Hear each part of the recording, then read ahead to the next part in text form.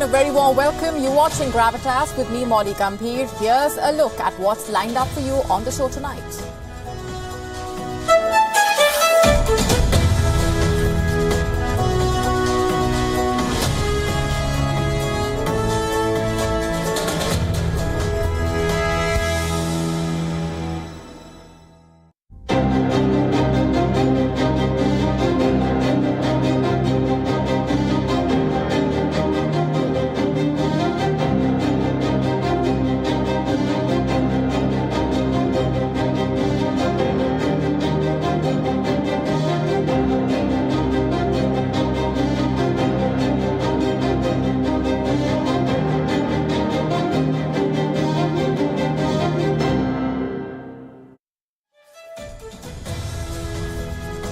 Our cover story tonight is about China. It's doing what it does best, showing its aggression and fighting against almost the entire world. Its bullying tactics, in fact, are going out of control. It's also playing a spoil sport. It's barred 3 Indian athletes from the Asian Games. China has also restricted rare earth exports to the United States. The question is, just how many countries will China fight? What explains China's bullying tactics? On Gravitas tonight, we tell you all about China's war against the world. Also on the show for you tonight, we tell you all about how Justin Trudeau's Khalistan gamble has once again backfired and how, both domestically and internationally. A new poll showing most Canadians want Justin Trudeau to go. We tell you all about the Canadian Prime Minister's counterfeit politics. Is there life beyond Earth? A new discovery might open the door to answer many of these kind of questions. A medical breakthrough in the UK has changed the life of an 8-year-old girl. We get to the complete story. We also tell you how America's drug menace has once again shown its ugly side.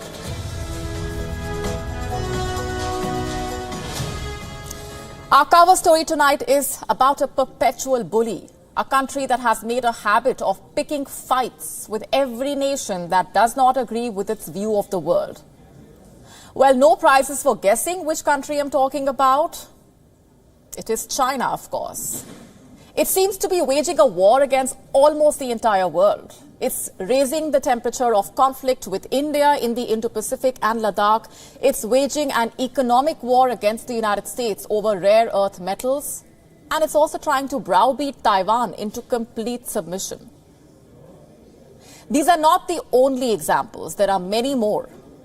Have a look at this map.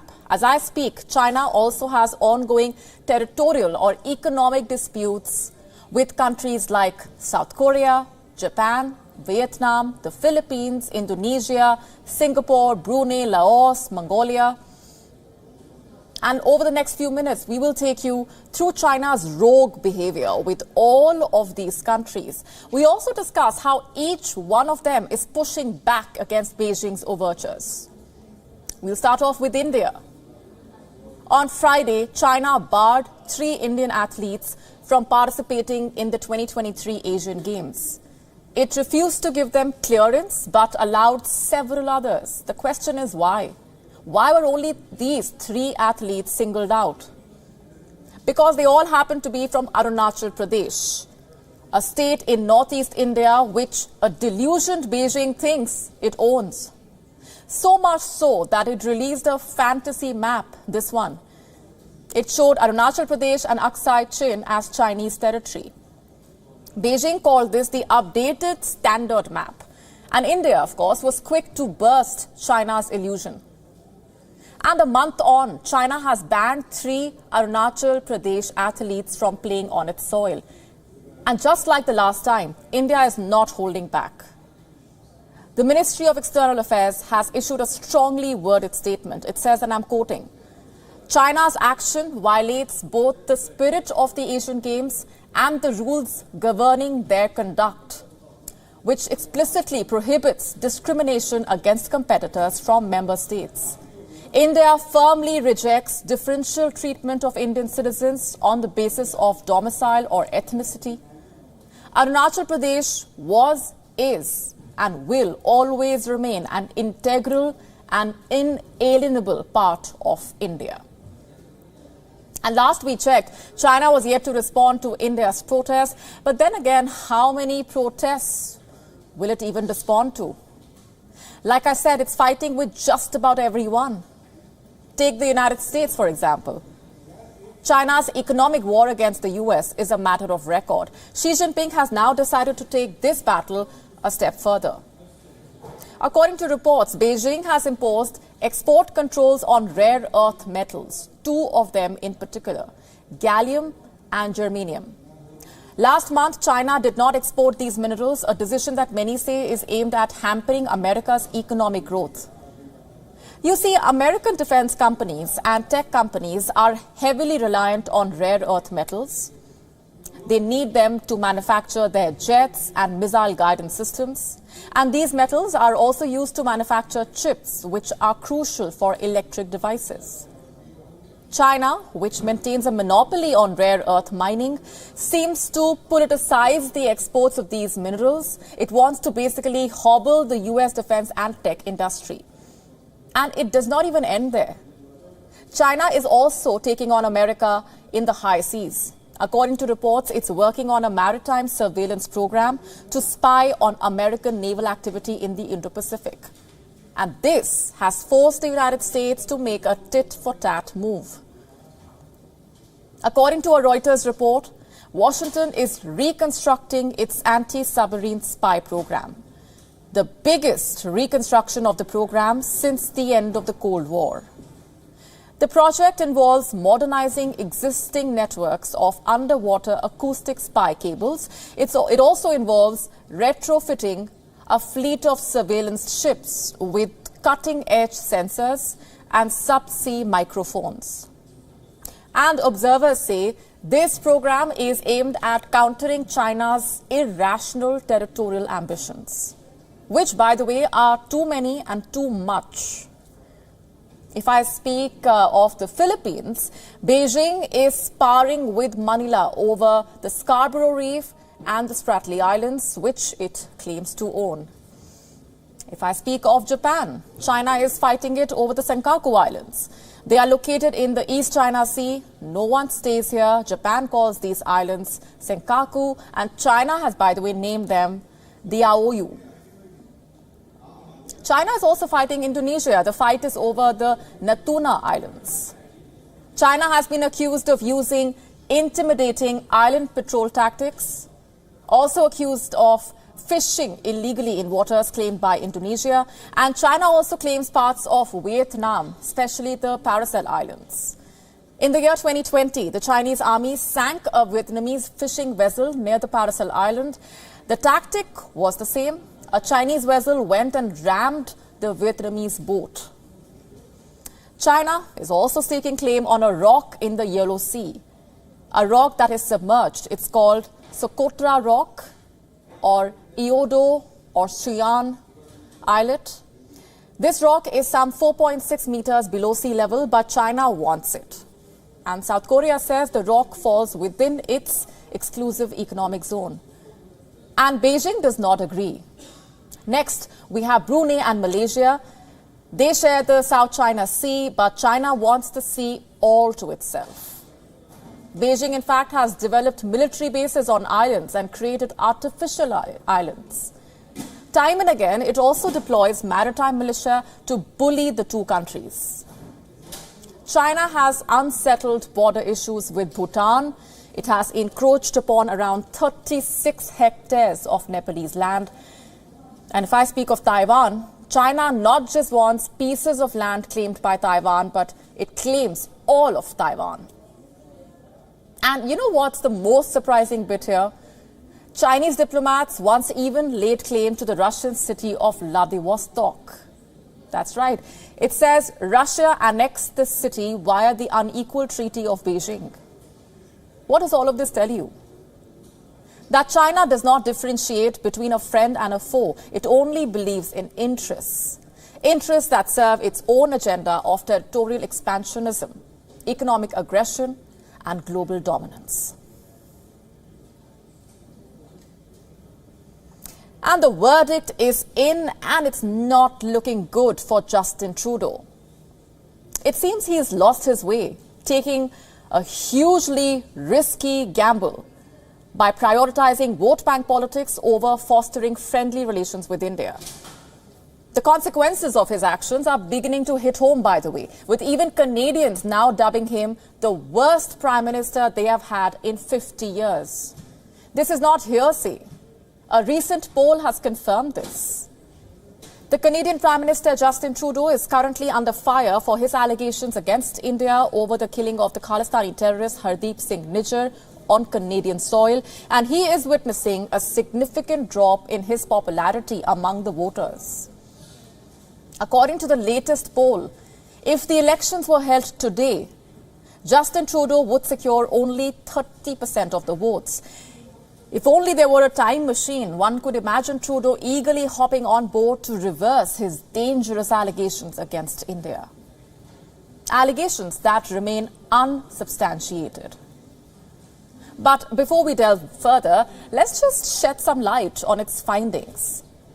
An Ipsos poll has revealed that a staggering 40% of Canadians would prefer to see the opposition leader Pierre Poilievre, a conservative, take the reins as the country's prime minister. And in case elections are held today, Poilievre's Conservatives would garner 39% of the votes. Meanwhile, Trudeau, who swept into office in the year 2015 and currently leads the Liberal Party, would be left with just 30% of the votes. Canada is scheduled to hold elections in the year 2025, and these statistics, as reported by Canada's Global News, paint a rather vivid picture of the challenges that Justin Trudeau faces. Trudeau has been soft on Khalistani elements, to say the least, often dismissing their acts of vandalism and hooliganism as freedom of expression. And this has raised eyebrows not just in Canada, but across borders. And India, time and again, has asked Canada to take a firm stand against Khalistani terrorism year after year, only to see its pleas fall on deaf ears.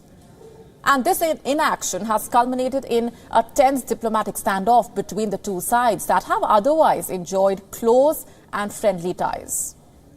And rather than cracking down on these dangerous anti-India forces, Justin Trudeau has chosen to double down on his rhetoric, linking the killing of a Khalistani terrorist to the Indian government, a politically motivated move that has created fear on the ground. Trudeau's government took the unprecedented step of expelling a top Indian diplomat from Canada without providing any substantial evidence. It was only after facing backlash for these drastic moves and India's tit-for-tat expulsion of a Canadian diplomat, along with the suspension of visa services for Canadians, that Trudeau attempted a damage control operation last night. However, even now, there is absence of proof to substantiate his claims. And Trudeau repeatedly uses the term credible allegations, quote unquote, leaving many, including those within our own newsroom, perplexed about its meaning.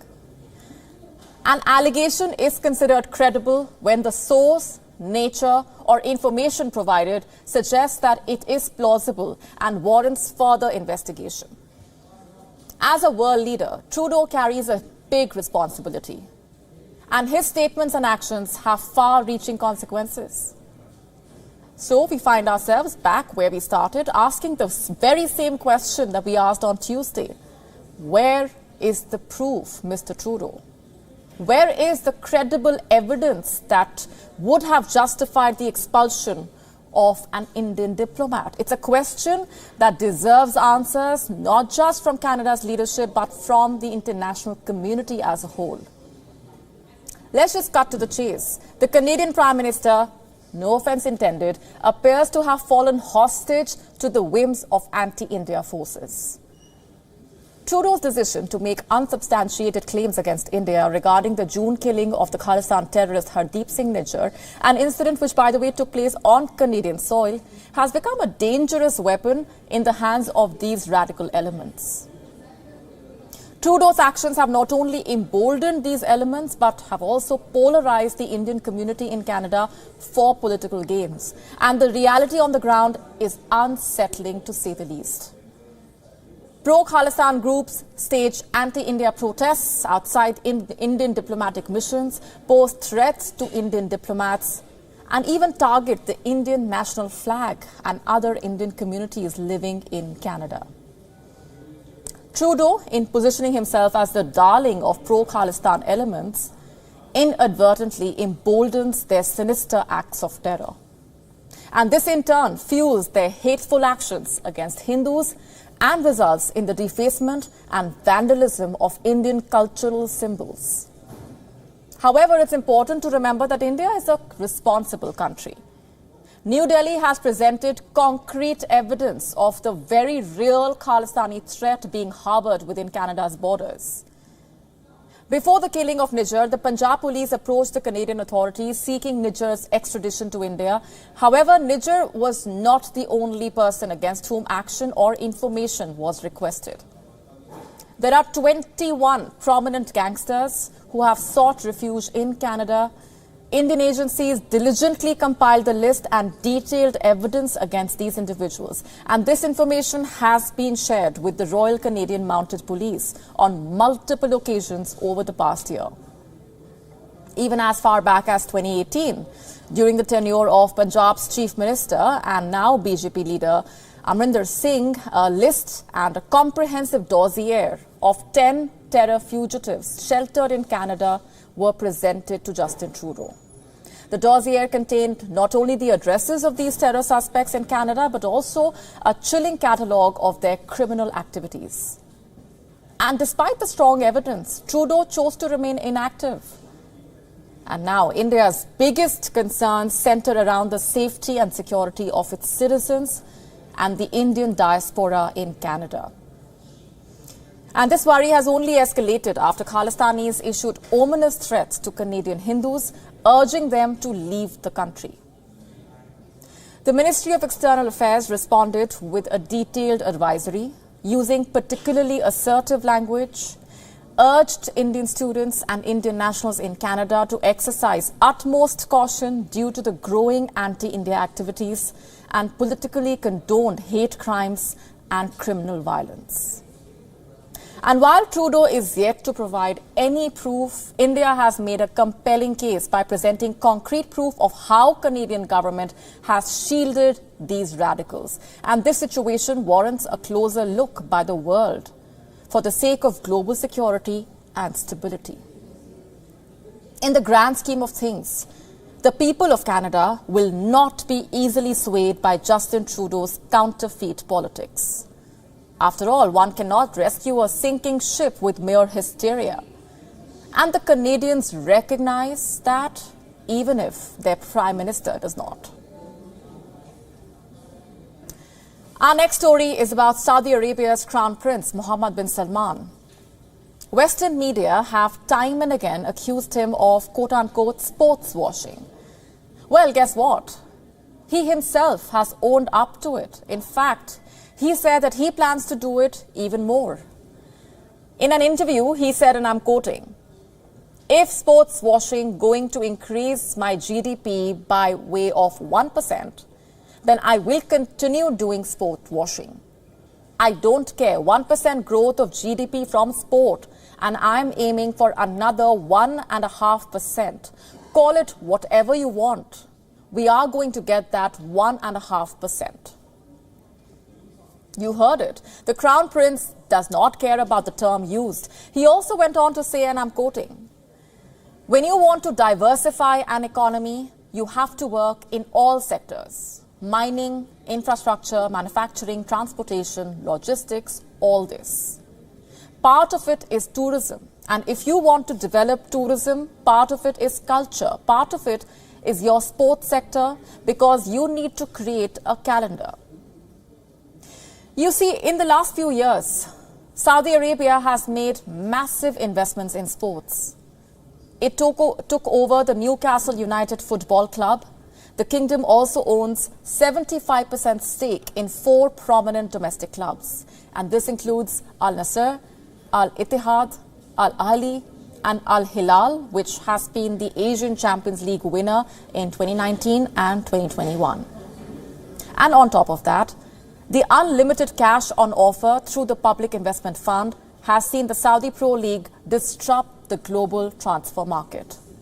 The who's who of world football are now playing all over the kingdom, and this list includes Cristiano Ronaldo, the five-time World Player of the Year, Neymar Jr., the Brazilian superstar, Karim Benzema, the reigning Ballon d'Or winner, Riyad Mahrez, the Algerian star who won the treble with Manchester City last season, Jordan Henderson, the former Liverpool captain, and many others.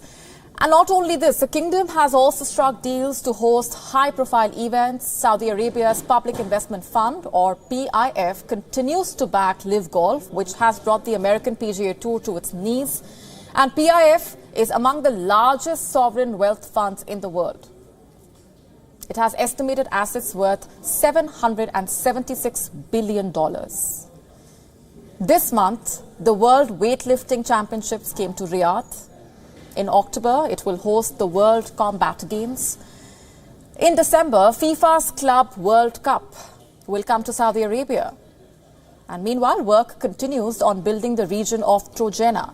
It is the location for the 2029 Asian Winter Games.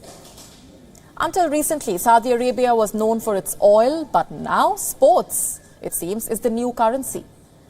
The kingdom wants to become a global sports hub and even wants to host the Football World Cup in 2030. Instead of caring about the optics, it has taken sure-footed decisions to boost its economy. Just have a look at the numbers. Last year, Saudi Arabia's economy grew by 8.7%. It was the fastest growing G20 economy in the year 2022. And part of this growth was due to strong oil production due to the Ukraine war. But 4.8% of this growth came from non-oil GDP. Mohammed bin Salman says since his arrival in power, tourism and sports have become substantially more important for the Saudi economy. Tourism used to contribute 3% to the economy, and now it stands at 7%. Sports used to make up 0.4%, and now it accounts for 1.5% of the GDP. And this has been a part of the Crown Prince's 2030 vision, by the way. It's his dream to transform Saudi Arabia into a modern economy and regional power, and sports is playing an integral role in paving that road. MBS says sports will help diversify the kingdom's economy. For him, it is a trump card to attract tourists and generate employment and investment. He also says it will keep younger generations of Saudis healthy and fit. Many, however, see it as a ploy to boost its global image and shift the focus away from human rights-related issues. But whatever it is, if it is sport, then it is Saudi Arabia at the moment. Who would have thought about this 5 years ago? Our next story is about an 8-year-old girl in the UK. A medical breakthrough has changed her life. She received a special type of kidney transplant. What makes it special, you ask? Well, the answer is she does not need to take immunosuppressant drugs for the rest of her life to stop the rejection of the organ. But how was this achieved? And what is organ rejection really? Let's get you all the details and the complete story. This is Aditi Shankar. She is 8 years old and her life has changed thanks to a medical breakthrough. She received a special type of kidney transplant and she does not have to take immunosuppressant drugs for the rest of her life. Just to break this down, immunosuppressants are an integral, important part of most transplant patients' lives. And why is that, you ask? To put it simply, because they stop the human body from rejecting a donated organ. Rejection basically happens because the immune system identifies the transplant as foreign. It identifies that transplant as foreign, and immunosuppressants basically prevent this by suppressing the body's immune response. But this suppression also means anyone taking the immunosuppressants is at higher risk of infection, and they also come with unwanted side effects. But thanks to the miraculous transplant, Aditi was taken off all of her immunosuppression a month after the transplant, which means the risk of long-term side effects from the drugs is also not there. To put it simply, Aditi's body accepts the new organ, the donated organ, as her own. In fact, she is the first patient in the UK who has had a kidney transplant to not require immunosuppressive medication after the surgery. And this was made possible by reprogramming her immune system before the new kidney was given. And how did they manage to do this? How was this achieved? What exactly happened? Let me break it down further. The doctors used bone marrow stem cells from the donor. Who is that? Aditi's mother. Also, Aditi has an extremely rare condition called SIOD. Her immune system was impacted as a result. Her kidneys were failing, in fact. The bone marrow transplant using stem cells from her mother and basically rebuilt the immune system. Months later, 6 months to be precise, she had a kidney transplant. The kidney was donated by her mother. So what does this breakthrough really mean? According to reports, the procedure is not likely to be used widely, and that is because the double transplant means increased risks for the patient. But at the same time, this is a very significant milestone. This is a breakthrough and opens up possibilities that could help in overcoming one of the biggest challenges in transplantation care.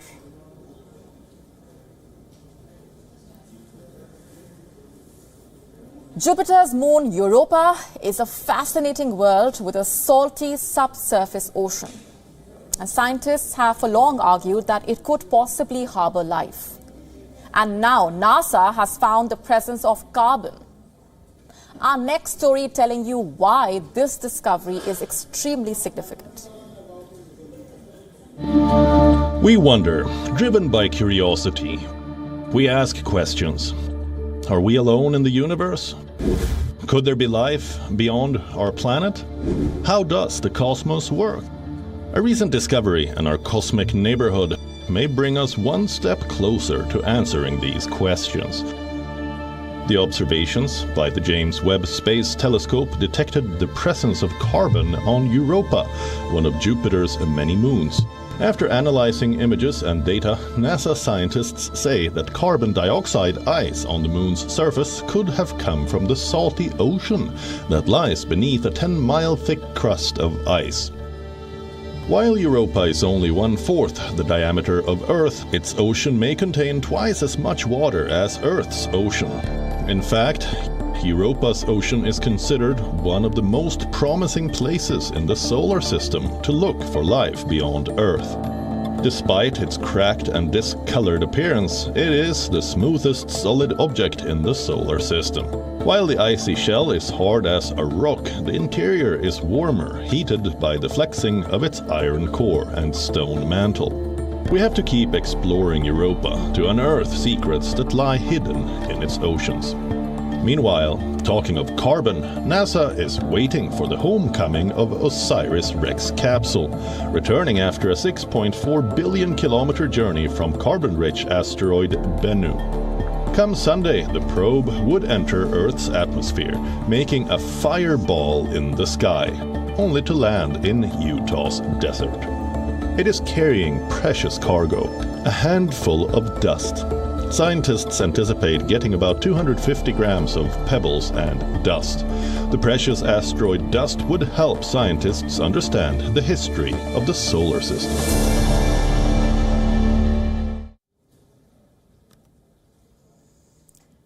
Let's now shift our focus to what's happening in the United States. The story is about America's drug menace. Early this month, a 1-year-old boy died of alleged fentanyl exposure in a nursery. The New York police has now found a large quantity of fentanyl and other drugs hidden under a trapdoor in the nursery. Police say that the volume of the drugs could kill up to 500,000 people.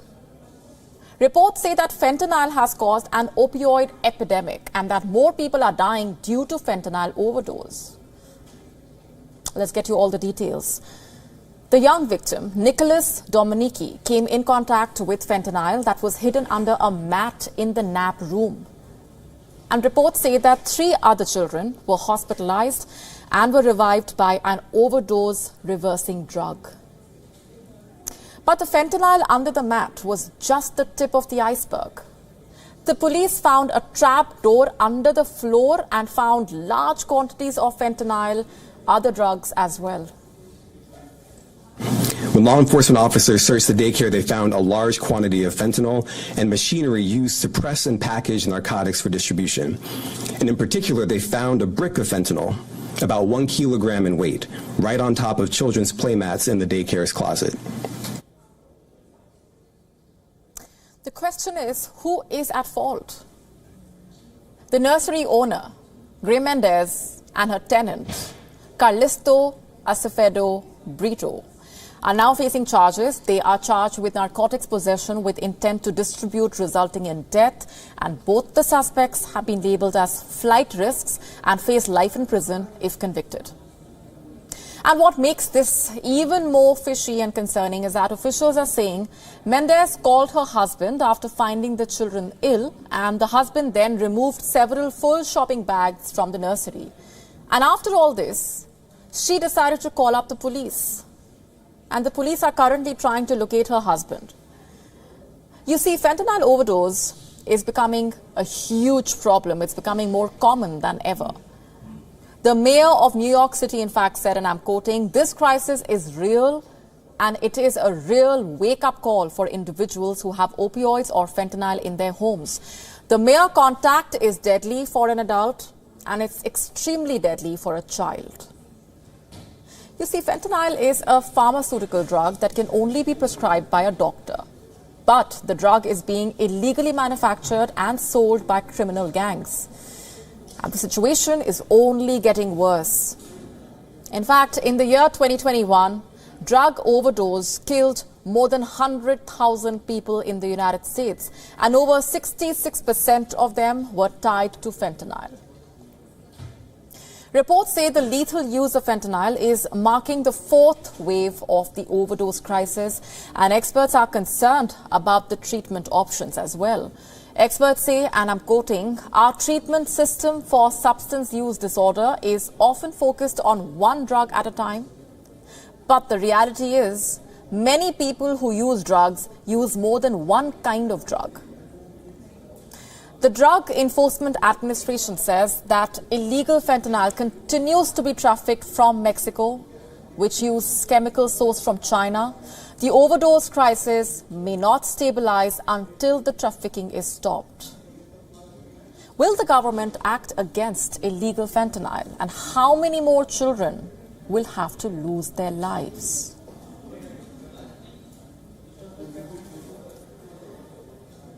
Artificial intelligence is a double-edged sword.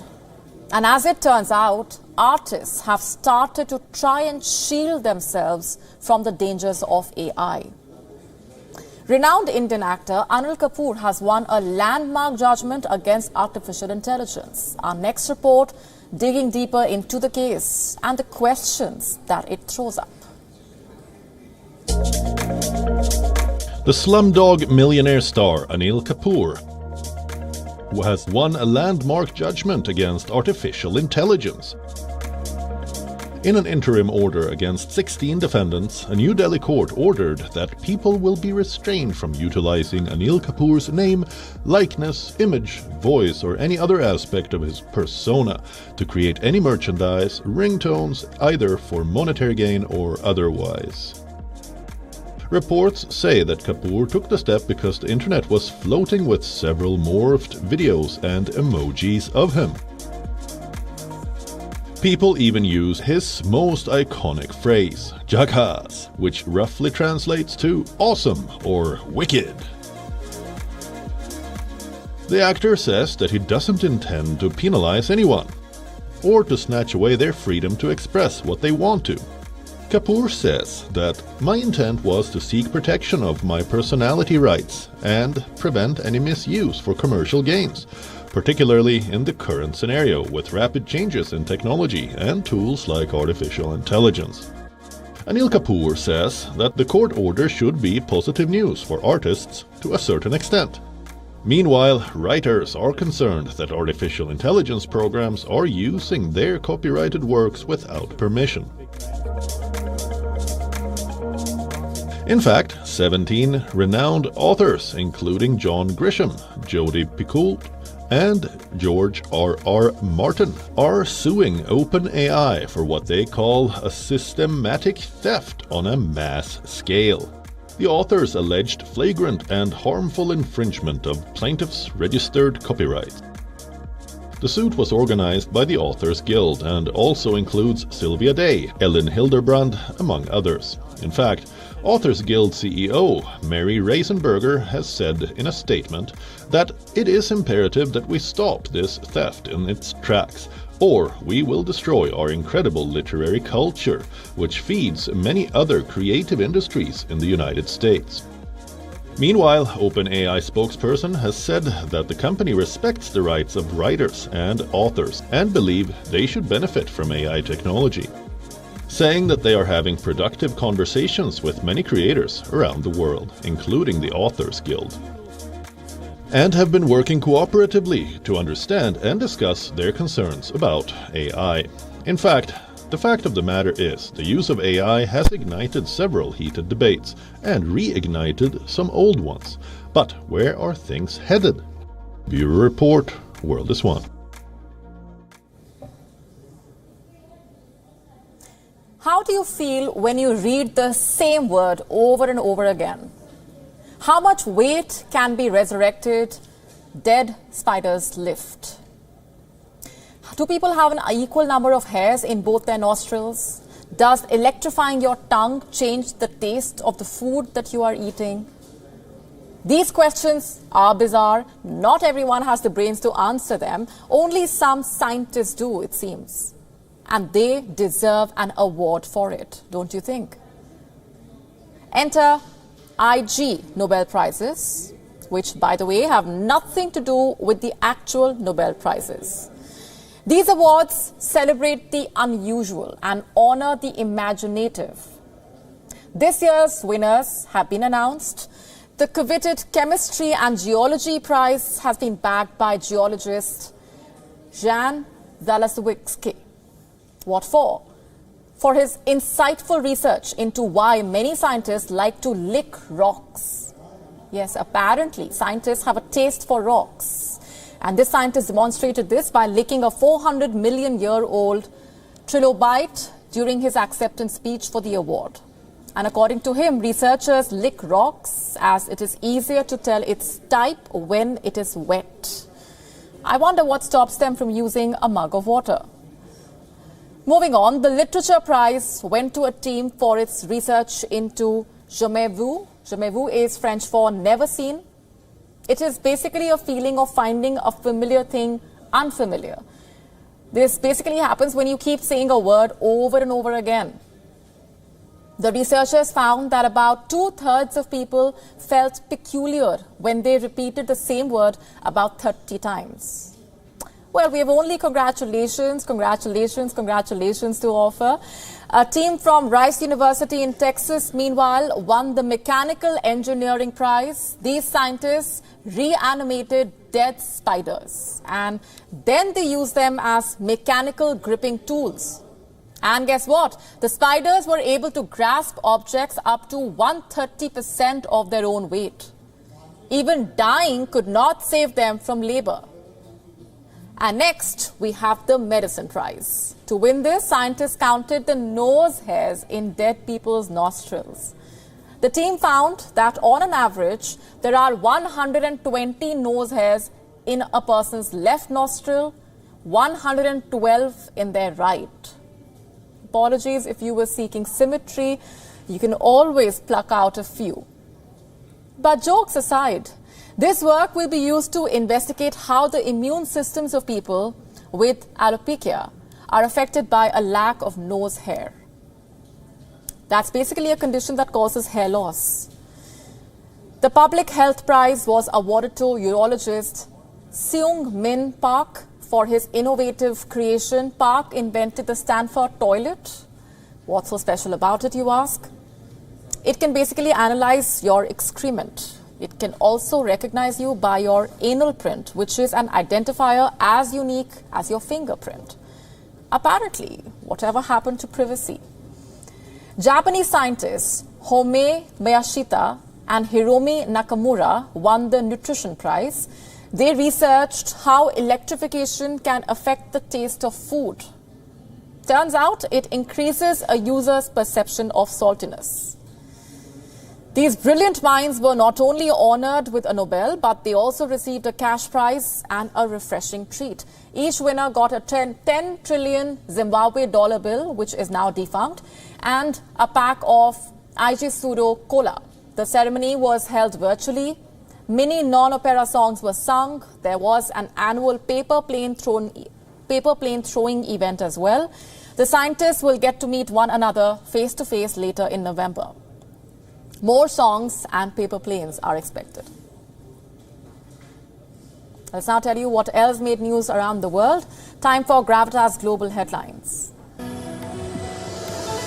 Residents in Nagorno-Karabakh's separatist stronghold cower in basements as fragile ceasefire holds 2 days after Azerbaijan reclaimed control of the region in a lightning offensive.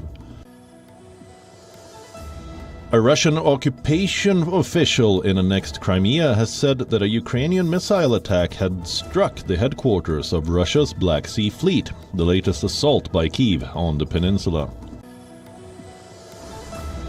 The Kremlin says it is unavoidable that tensions would grow between Kyiv and its European allies amid an escalating dispute between Ukraine and Poland, sparked by disagreements over grain exports.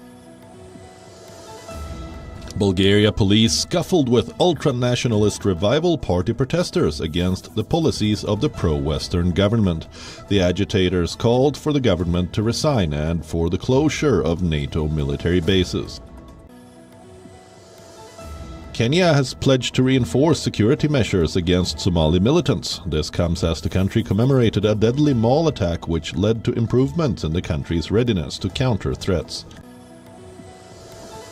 The International Committee of the Red Cross said that sanitation and water access are the most urgent needs in Derna, as humanitarian assistance is being deployed in flood-hit Libya. ICRC's head of Libya delegation said that the organization's work was being unimpeded by the local authorities, but a strong military presence was visible in Derna. Sudan's rapid support forces are fully prepared for ceasefire and engaging in comprehensive political talks for end to civil conflict with army, according to the RSF leader Mohammed Hamdan Dagalo. After weeks of protests, South Korea passes new law to protect school teachers from complaining parents. Protests started last month after a primary school teacher committed suicide triggered by allegedly bullying parents. On that note, it's a wrap on this edition of Gravitas Tonight. We're leaving you with Gravitas Images. This is me, Molly Gambhir, signing off. Thanks very much for watching. Have a good weekend.